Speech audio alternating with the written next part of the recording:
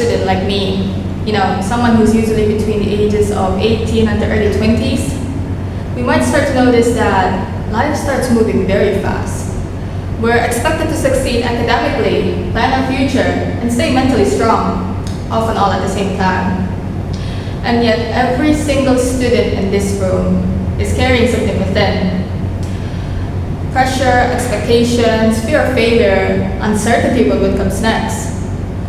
Whether you come from a different major or a different background, each and every one of us is carrying the same quiet struggle.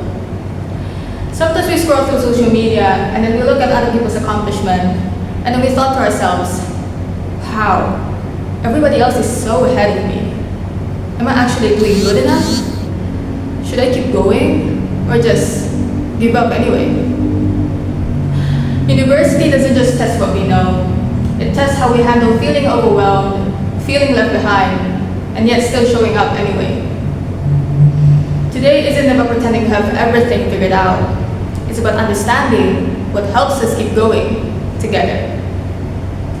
Assalamu alaikum wa rahmatullahi wa barakatuh. Greetings everyone. My name is Jasmine Faiza and I'm from Tazkia University, Bogor, West Java. Before we continue, let us praise the Almighty God for the blessings given to us today. I would also like to sincerely thank the honorable judges and the committee of Erlangga English Speech for giving me this opportunity. Today I want to talk about one character trait from a book that completely changed the way I see failure, and honestly, the way I see myself. That book is called Grit by Angela Duckworth. So in her book Grit, psychologist Angela Duckworth explained that success is not mainly about talent, it's about grit. Grit is the combination of passion and perseverance over a long period of time. Not motivation when things feel easy, not confidence when things feel good, but the decision to keep going even when quitting feels reasonable. Angela Duckworth studied many people, including students, athletes, musicians, and even military cadets. And then again and again, the results showed something incredible. Those who succeed were not always the smartest, they were not always the most talented, they were the ones who keep striving, who keep on going, who keep being persistent, even when things became difficult. So the question becomes, how do we actually develop grit?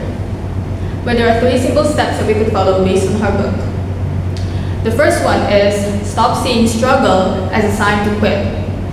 Many students believe that if something is hard, it means something is wrong, but that's not always the case. When something feels challenging, your brain is learning to stretch. If you quit at the first discomfort, you never actually allow yourself to grow. Grit begins when you tell yourself, this is hard and I'm allowed to be here. Secondly, focus on effort, not comparison. There will always be someone faster, smarter, more talented, or more confident than you. Take comparison as an inspiration and then focus on your own journey and growth. Focus on your own effort and progress. Grit begins when you shift the mindset from, am I better than them, to, am I showing up better than yesterday? And then thirdly, decide in advance that you will stay. Grit is not an emotion, it's a decision to stay disciplined, to stay in the process. Staying doesn't mean you're forcing yourself endlessly. It means you get back up again after life knocks you down. It means you see failure as a redirection and not a dead end.